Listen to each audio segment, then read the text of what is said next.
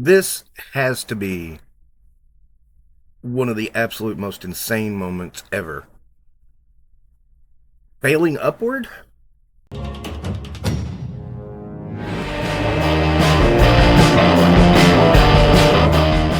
So yes, Masters of the Universe set for a sequel, despite this. But oh man, I'm in such shock I can't read. Masters of the Universe is set for a sequel, despite dismal box office, according to Forbes magazine.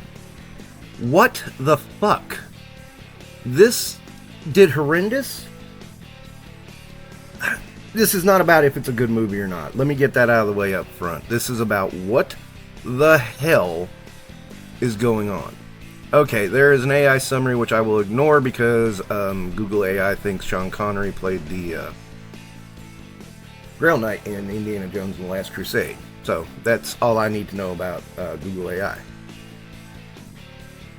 Okay, what the hell? Let's read this and try to find out what's going on. Masters of the Universe seems set to get a sequel despite only grossing $89 million at the worldwide box office. 89 million. As its ingenious business model gives a second chance to reach fans of the beloved 1980s action figure franchise and cartoon that the movie is based on. Ingenious business model. Really?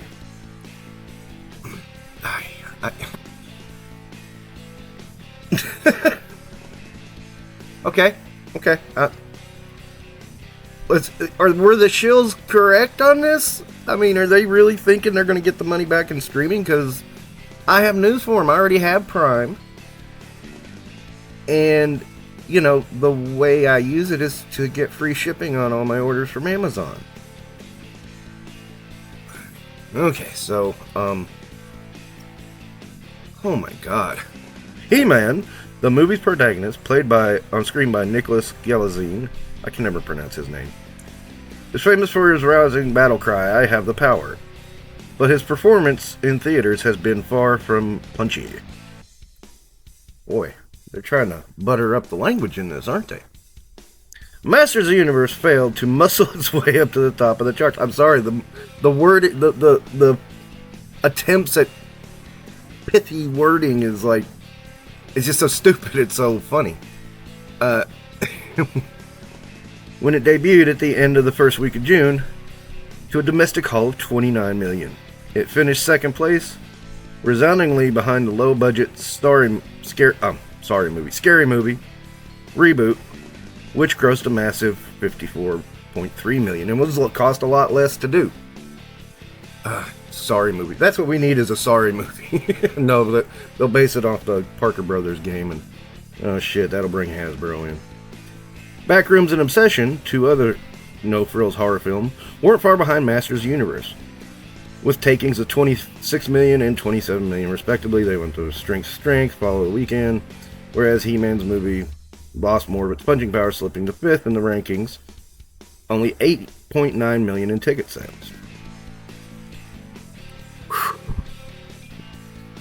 The picture being painted is not a good one. What the fuck? Theaters typically receive 50% of the takings from movies, with the remainder going to the studios who make them. I used to work in a movie theater, and that was not the case back in those days. So this was back in the 90s when I was in college. So I have to wonder about this because they said they made money off concessions. So now I have to wonder about this 50%.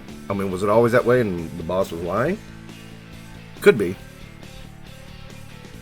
Gives Amazon, MGM Studios just 45 million from the Masters of the Universe so far, which is less than the 52 million that it spent on pre-production. This is so crazy. According to Variety, the movie's total cost comes to around 170 million, and if accurate, this means it would need to gross around 340 million in theaters to break even. Masters of the Universe is a massive $250 million short of that tally, and Amazon a considerable loss on the movie. Or so it seems! Oh, God. cannot express. You're watching this painting being painted in front of me, just like you, and it's like, what are you talking about? Okay, the movie initially seemed destined to have a happy ending, as audience awarded it an impressive 87% on review aggregator Rotten Tomatoes. Yes, we know. A classic popcorn flick, its vivid visuals and eye-catching action scenes earned its praise. There is no doubt that cinemagoers enjoyed the movie. The problem is not enough of them have been to see it due to changes in the demographics of audience in the wake of the pandemic. Really? That's your reasoning? Why don't you just say the audience got old? I mean, that is what happened. He-Man... demographic for He-Man is us Gen Xers, the ones who lived it. The revival in the 90s didn't do it. The revival in 2000 didn't do it. The revival on Netflix didn't do it. And this movie it didn't gain new audience members. It was always the same audience. And that was part of the problem. Audiences all over the world became hooked on streaming during the lockdown, and the movie theater audience still hasn't recovered. Industry experts Grower Street Analytics predict that this year's worldwide box office takings will hit $347 billion, which is 18% less than their rank in 2019. You had fucking Avengers Endgame and Rise of Skywalker that year. Of course you're going to be lower. You haven't got anything that huge. Some want to say Avengers Doomsday is, but I don't think it will be. As the popularity of streaming surged through the pandemic, so did the number of platforms, which caused household spending on the services to soar. It explains why adults tend to be in charge of streaming subscriptions, and they are in the audience that is most interested in Masters of the Universe. Explain Oppenheimer, Barbie movie, Avatar, Way of Water, Avatar, Fire and Ash. Explain those movies then. Okay? Those movies did fine. And it was well past the pandemic when the streaming services. I still haven't seen Avatar, Fire and Ash. You know why? I can't remember what the fuck happened in Way of Water. Despite the success of the animated rival of the franchise a few years ago, it failed to catch on with children. Testimony to this, kids under 12 only represented 4% of the audience of Masters of the Universe during its opening weekend, according to Deadline, which is over the 35 age group, dominating at 57%. No shit! And the other 45s, who grew up on the original cartoon, coming in at 36%. Again, that's your core audience. Younger people did not have the feelings for Masters of the Universe that we did, and that's fine. Well, Masters of the Universe is an undoubtedly kid-friendly movie, not according to Tony Roberts. Just saying. It isn't aimed at kids the same way that the Super Mario Brothers movie is. Super Mario has maintained getting younger people in the further it has gone.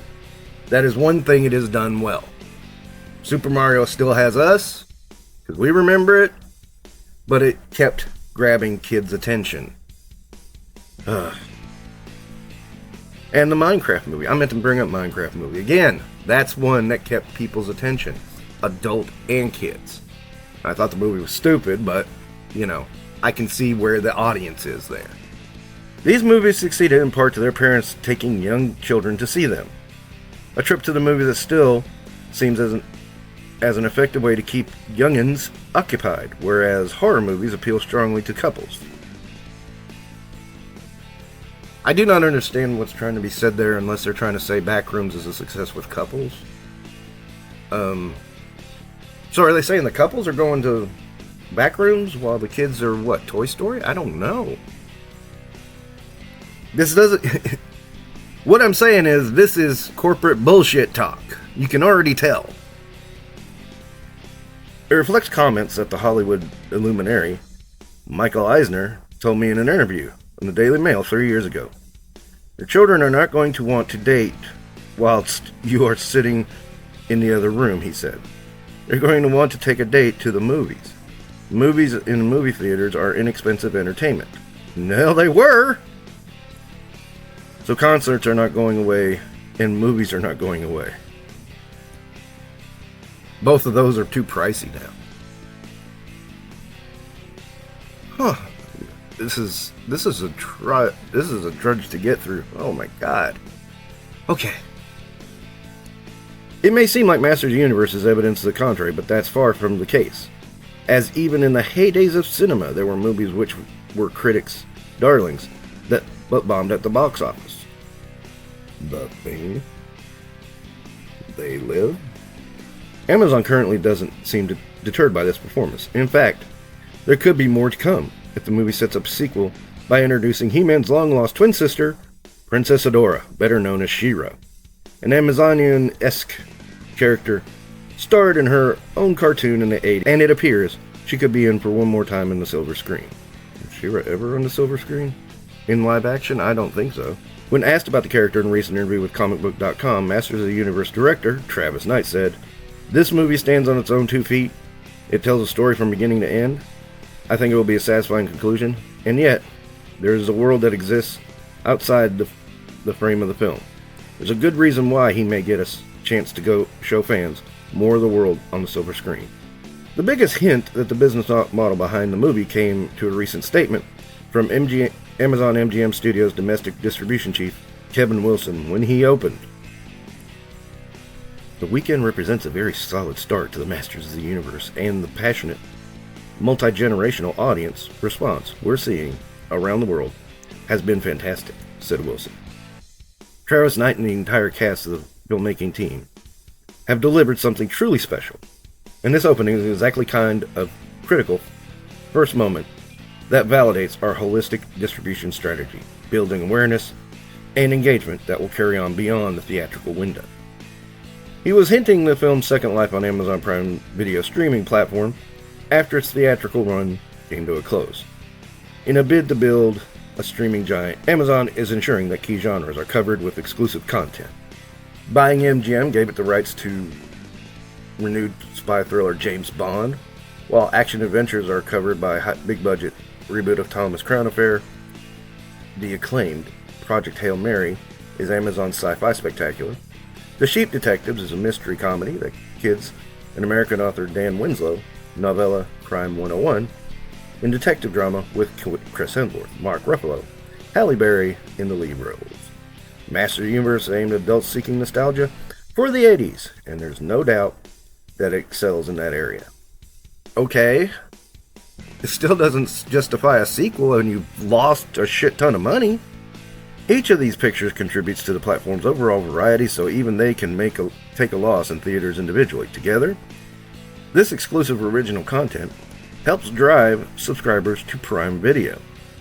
The main purpose of Prime, along with peripheral things like making the overall Prime subscription even more stickier for customers, is to sell third-party video subscriptions, i.e. Prime Video channels like Paramount Plus, Discovery, etc., and rent films. Original Prime content is a hook to get viewers in the first place, says Tom Harrington of Media Researchers and There's Analysis. Free shipping is also a reason to get Prime. Tom Forte, media analyst at Maxim Group, adds, "We see Amazon's video strategy as similar to e-commerce's one. A company is focused on the long term and building of a large business and is willing to invest and lose money on short and near term basis. As he explained, Amazon is playing the long game here. The exact these temple efforts have increased the ability to be ultimately successful should they should be deemed risky but successful initiatives." Oh my god. So they're going to paint this as taking a risk.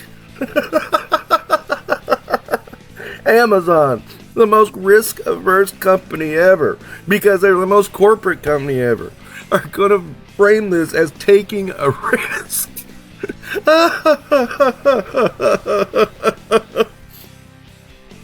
Ultimately, Amazon won't judge Masters of the Universe on its box office haul, but on the fact that it gives exclusive content to each genre. They're not even trying to pretend they're going to look at the metrics of the streaming.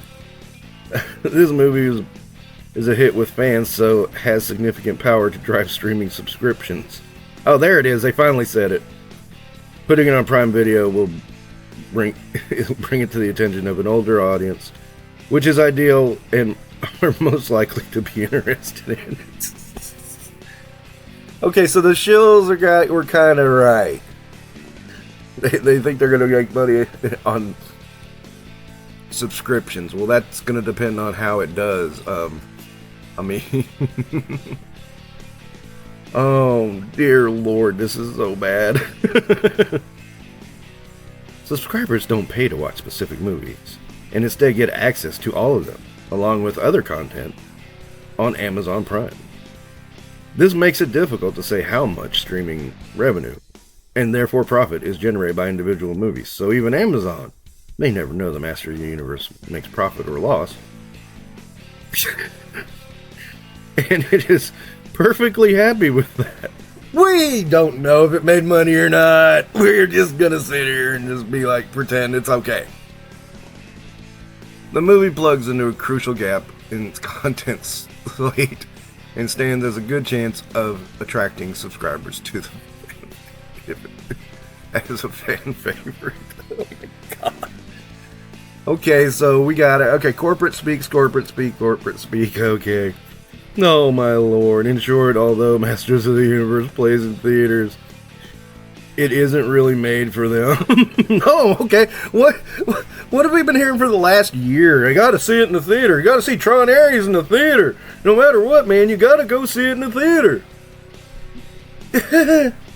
Perhaps the clearest evidence of that is that the movie isn't even released at all in France. Oh, sacre bleu! The French market has not checked in. No wonder.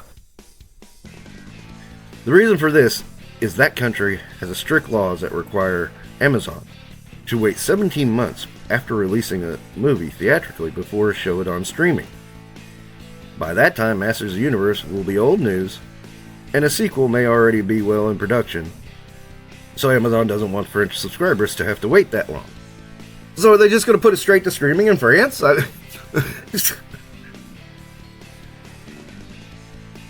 Instead, has skipped the theatrical run entirely in France and will release Masters of the Universe there direct to Amazon Prime later this year. Oh, okay, yeah. It shows that streaming isn't just the studio's top priority. It's a big picture. Join the conversation. No comments. Okay, so I have to say, first and foremost, I obviously had not read that before I read it out loud. This makes it sound like it is absolutely positively set for a sequel no matter what. That they've greenlit it and it's ready to go. Actually, what this is a question. When did Forbes get into nerddom? Remember, Forbes was just like the business magazine. Now it's like, oh, for San Diego Comic-Con this year, Cyndi Lauper! Yes, the Forbes revealed that. The WWE set? Yeah, Forbes revealed that. And then I saw that and I was like, what? Why is Forbes revealing this? And this is just unreal. This is unreal to me. So essentially what this is the script for the shills to be able to tell those of us who are saying this is the last gap of nostalgia what's what. Good job. Man.